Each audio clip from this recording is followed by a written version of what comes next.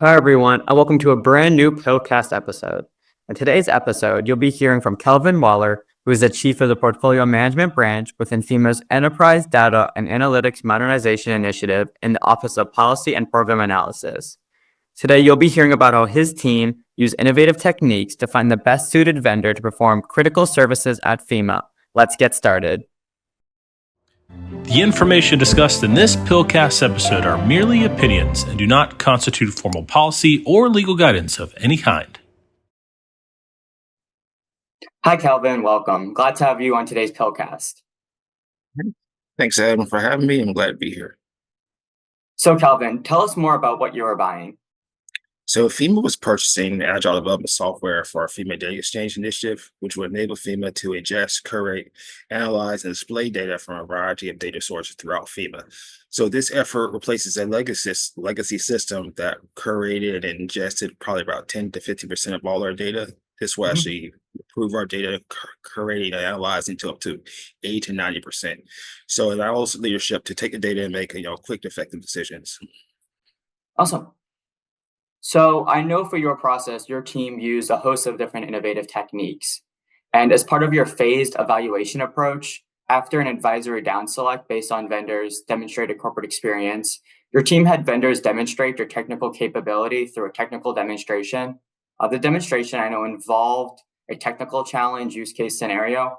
Can you tell us more about what you were looking to evaluate and why you felt a technical demonstration via technical challenge would be important? Yeah, so we basically did a technical challenge that evaluated the ability of each vendor to have a particular set of software skills, which based upon modern data development and being able to develop agile methodologies and ensure that they can actually meet FEMA's current needs and be able to not just say they're using a particular form of software, but also be able to solve real world problems.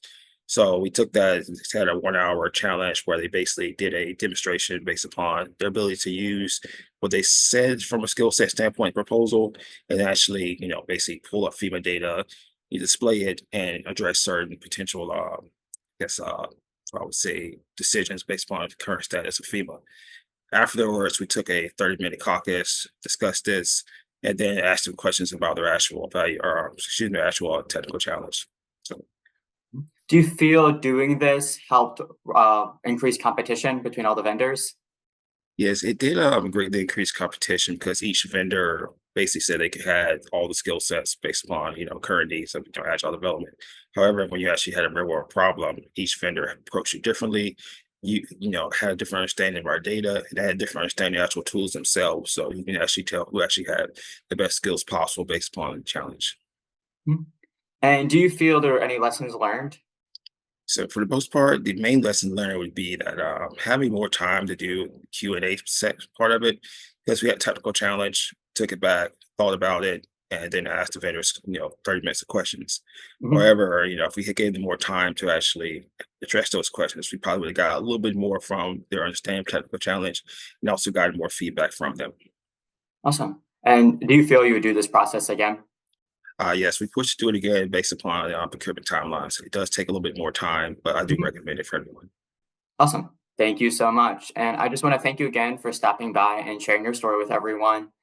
Great job on this requirement for you and your whole team. And we look forward to hearing more successful stories from your group.